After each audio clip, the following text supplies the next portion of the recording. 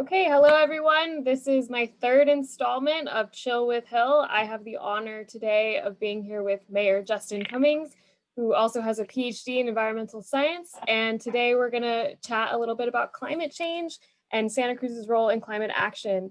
So thank you, Justin, for being here, or Mayor Cummings, rather. Can you start with describing your background in science and telling me a little bit about the work you did for your PhD? Sure. Well, first, thanks for having me on. And for those of you who are watching, thanks for tuning in and taking the time to watch this video. So I started my biology career as an undergrad at Eastern Illinois University. I had a variety of different kinds of internship opportunities as an undergrad, but ultimately really fell in love with plants. And as an undergrad, in addition to studying biology, I also studied Spanish. And when I was graduating, prior to graduating, one of the last internship opportunities I had was in Costa Rica at the Organization for Tropical Studies Reserve at La Selva, looking at how temperature was influencing and impacting photosynthetic rates in tropical trees. And for me, that was really one of these moments where I really became interested in how plant communities were being affected by climate change.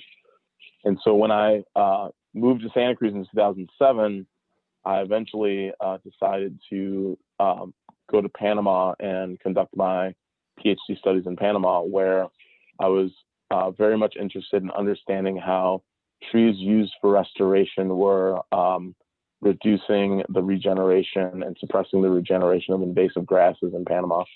There was a species in particular called Saccharum spontaneum, which is a wild sugarcane variety from Asia that had been introduced to Panama.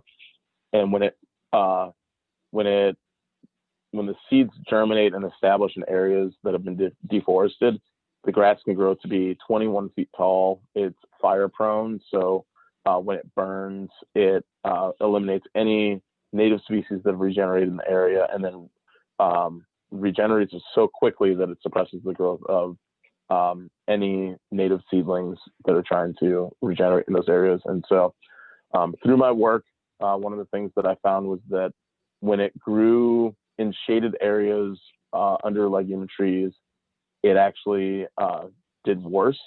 And many people think of legumes as nitrogen fixers, and the species growing with nitrogen fixers will be better. But in the tropics, phosphorus is a limiting nutrient rather than nitrogen. And so one of the things that became relevant was that it appeared that phosphorus competition was one of the mechanisms that would allow for the suppression of the grass's regeneration under legume trees. And so did that work for my PhD. And then I did a postdoc in Miami after I finished my PhD that looked at how changes in climate influence the uptake and release of carbon in the Everglades and the role that aquatic metabolism and photosynthesis played in that carbon cycle. Studied that for 2 years.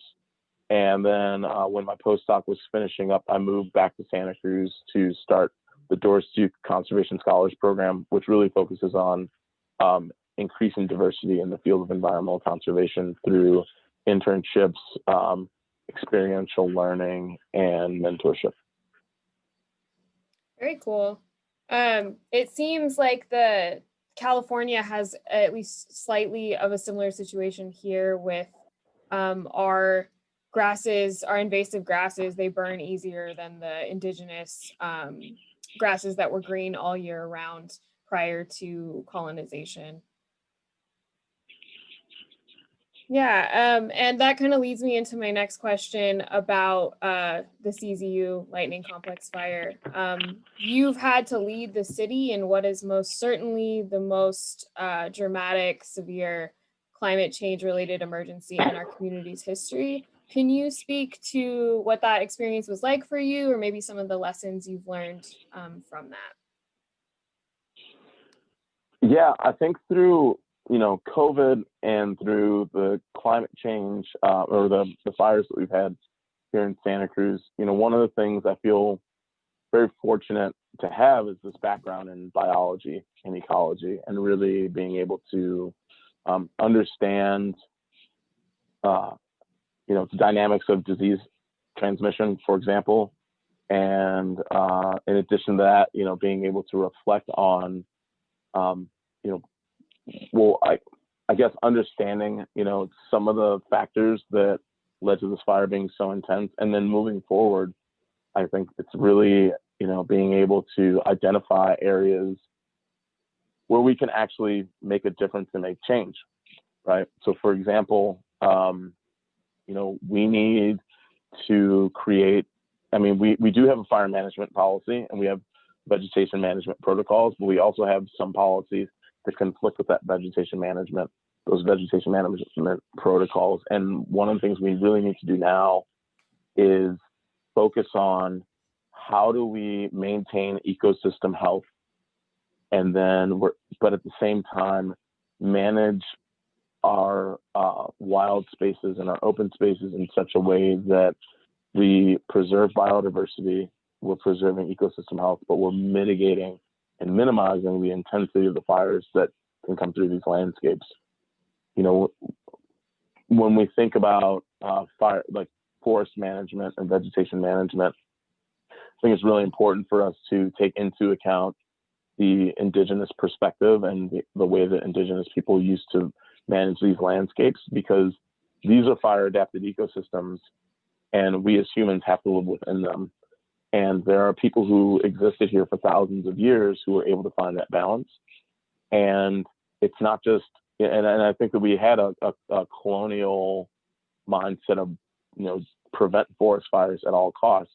But if we really think back to the people who were the initial stewards of these lands, who were able to coexist in these ecosystems, there was vegetation management, and it was done in such a way that allowed for the persistence of the forest and the people to live within them. And I think that we really need to try to get back to those kind of management practices so that we can best understand how we can coexist in these environments.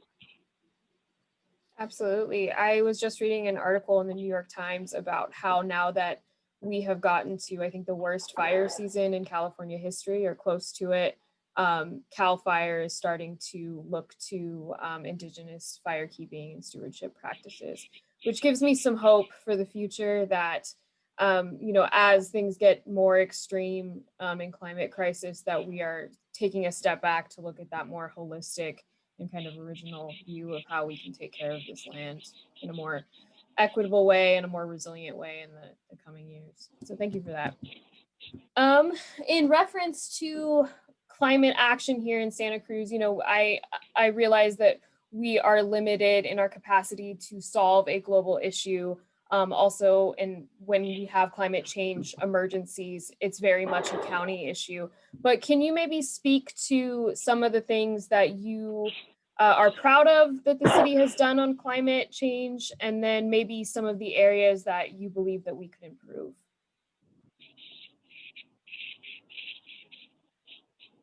Sure. So, I mean, I think that, that the council that initially, and our current council as well, I think we're very much, inclined and focused on trying to make our community and the ecosystem that we live in as sustainable as possible. We've been pushing really hard for trying, whenever possible, that we buy electric vehicles rather than gas-powered vehicles. I mean, I think we all understand that there's certain things like, bulldozers and excavators that it's going to take some time for those to become electric. But, if we're buying new cars, whether those are for, whatever department that those are electric, we passed a natural gas ban on the development of new buildings. So any new building that's built in the city of Santa Cruz, they will not be allowed to have natural gas hookups, and they'll be electric. So that's a really big, move forward for development. And, we continue to strive to use the most sustainable forms of electricity and green energy as possible. And we've been acknowledged multiple times for our sustainability efforts through the numerous awards that we've been receiving from various state agencies and organizations. So we're, at the forefront of trying to, improve our environment. And lastly, I know that there was a microplastics ordinance that went through, or a microplastics policy that went through earlier last year that, if I remember correctly, it was Councilmember Brown, Myers, and I think Matthews worked on. And so we're constantly trying to work on ways to make our community more sustainable. Our 2030 climate action plan is in the works. And in addition to that, we've also been working on our coastal resiliency plan to understand how we can, fortify our coastline, the West Cliff, our beaches, and then identifying and determining thresholds for if we need to do a managed retreat from these areas. What are the thresholds that we're setting to start that retreat process? Mm-hmm. Yeah, I want to express my gratitude for your leadership and Dr. Tiffany Wise-West's leadership, specifically on the natural gas ban. I think that it shows when Santa Cruz steps up to the plate on these kind of issues. We also set the table for different municipalities, different cities in California, as well as across the country, in showing what is truly possible to bring down carbon emissions, given that our built environment has such a high portion in our greenhouse gas inventory. I think it's really incredible that we had the political leadership to do this and that it got passed without much opposition. So thank you for that. And then I wanted to read a quote that I recently read from the UN Secretary General Antonio Guterres about a green recovery in cities across the world. Mm-hmm. As we respond to the pandemic and work toward recovery, we look to our cities as hubs of community, human innovation, and ingenuity. Now is the time to recover better by building more resilient, inclusive, and sustainable cities. So my next question, I just thought that quote would set the table with it. But when you think of the longer term vision of our community, especially kind of in the context of our COVID-19 recovery and the challenging years ahead, what is your vision of a climate forward and resilient Santa Cruz? Great question. When I think about climate forward and resilient Santa Cruz, I think about a place where everyone can live and they can live, comfortably, because, what we have right now is a community where a lot of young people, young and older people, work multiple jobs. They have to commute. And as the mayor, I'm one of those people who has to work multiple jobs just to be in this position. I'm a renter. And it's not something that's sustainable, right?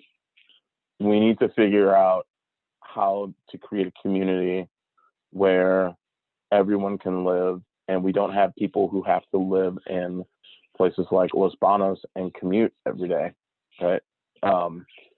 We need to get people,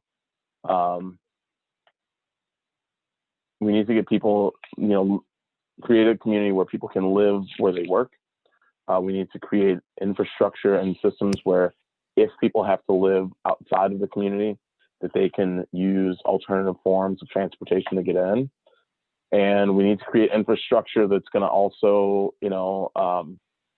facilitate our movement from fossil fuel vehicles towards electric cars.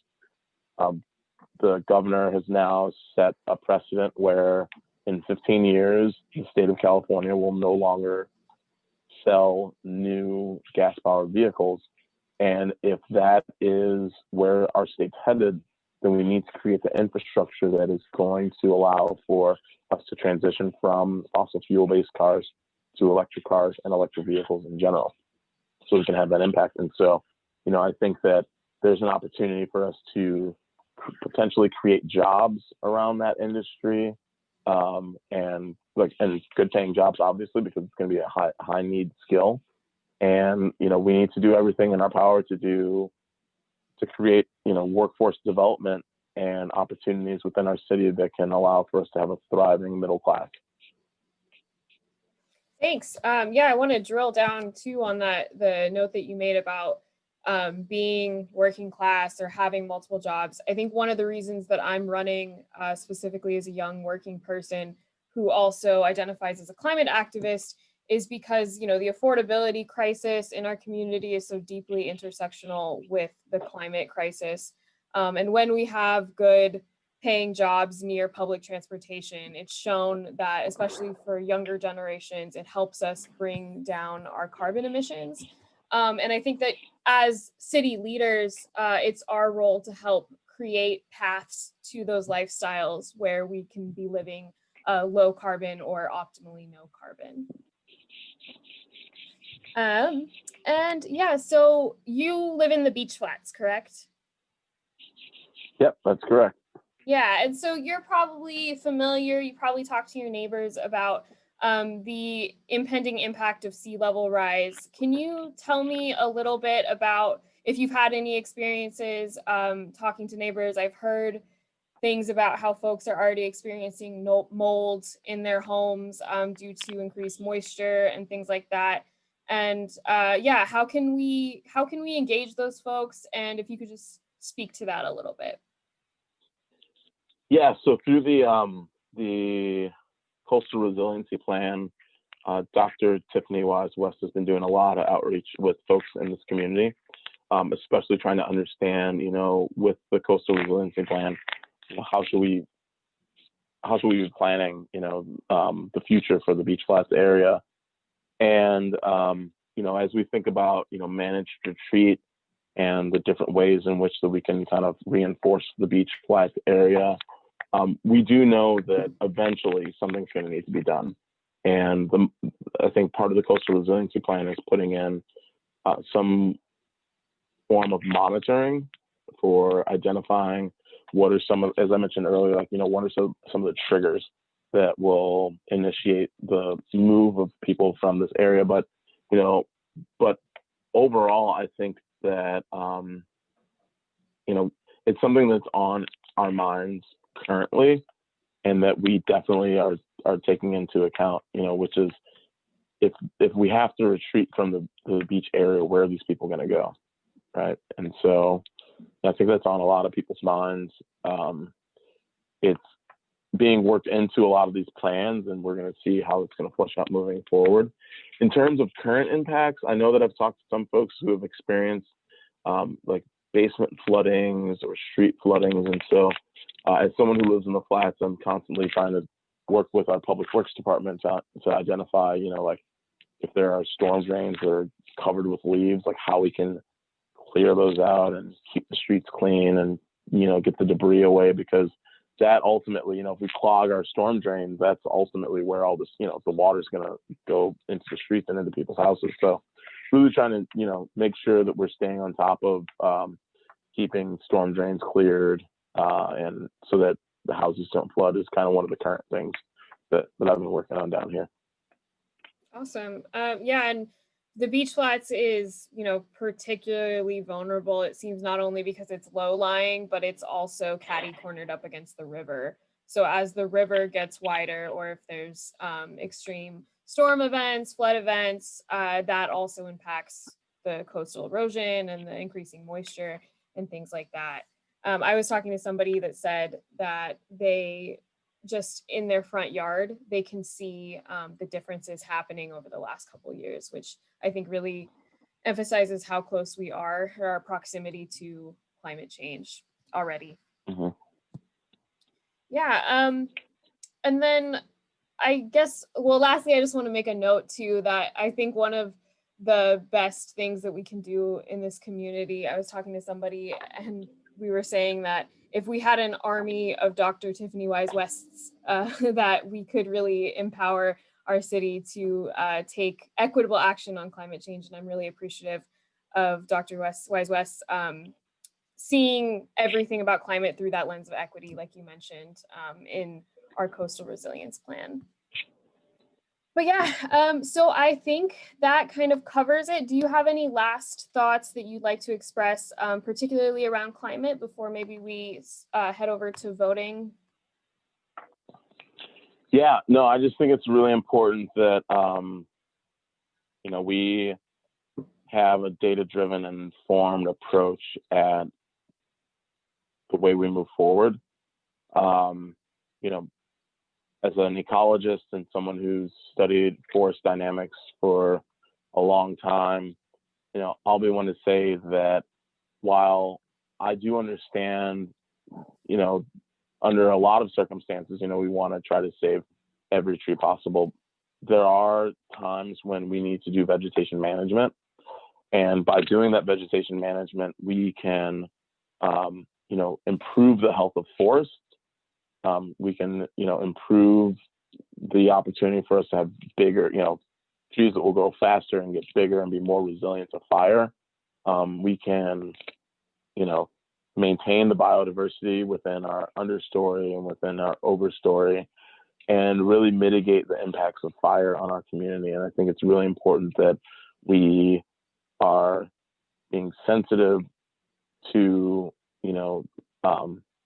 and an understanding of the different perspectives that we can take as it relates to forest management moving forward, because a lot of this is I think that we all understand that we need to try to, we don't want to deforest, we don't want to clear cut, but we also need to really be sensitive and understand that we also are going to be negatively impacted if we don't do forest management. I think that when this was a few weeks ago, and now it's gotten even worse, but a few weeks ago after the CZU fire complex, I went on a tour with the fire chief, and he had mentioned that at that time, we had already emitted through the fires that we had in California, the equivalent of all the cars, the carbon equivalent of all the cars and all the industry emissions for an entire year through the fires that we had. And that was a few weeks ago. And since then, we've probably had, hundreds of thousands, if not,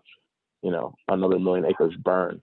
And so we really have to, be mindful of how we manage our forests and our ecosystems moving forward, so that we are maintaining healthy forests and healthy ecosystems.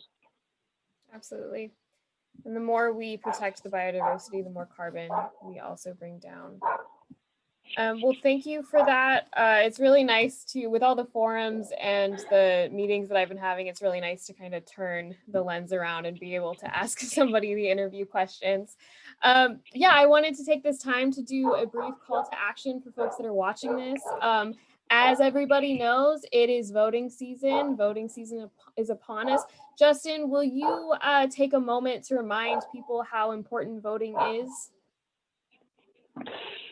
Yeah, I mean, I literally was when I moved back to Santa Cruz in 2015, I saw a bunch of my friends who were, complaining about increasing rents, getting kicked out of their housing, or facing huge rent increases, and that, prompted me to go to.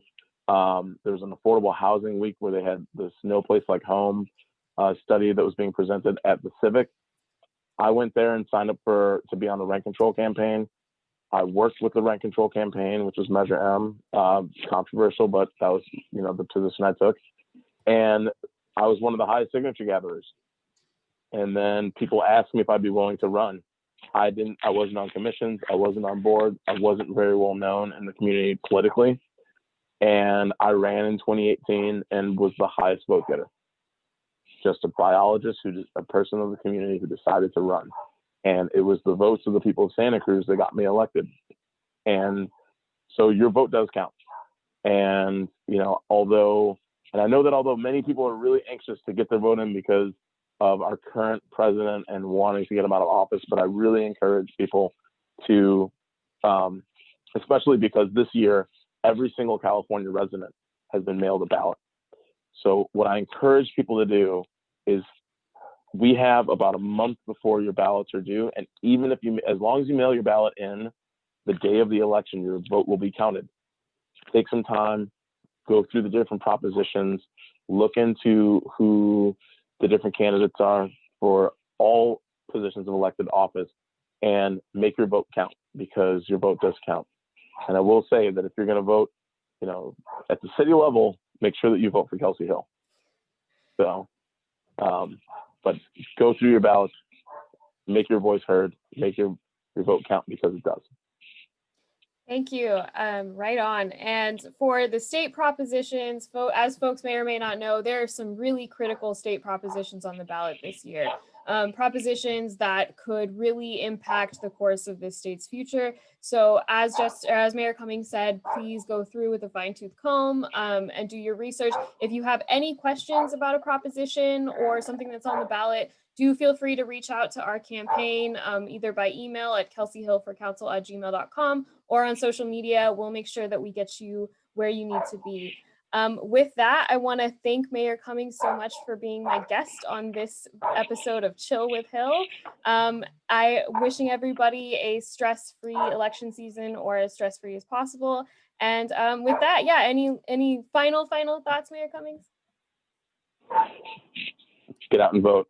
Get out and vote. All right, thank you so much.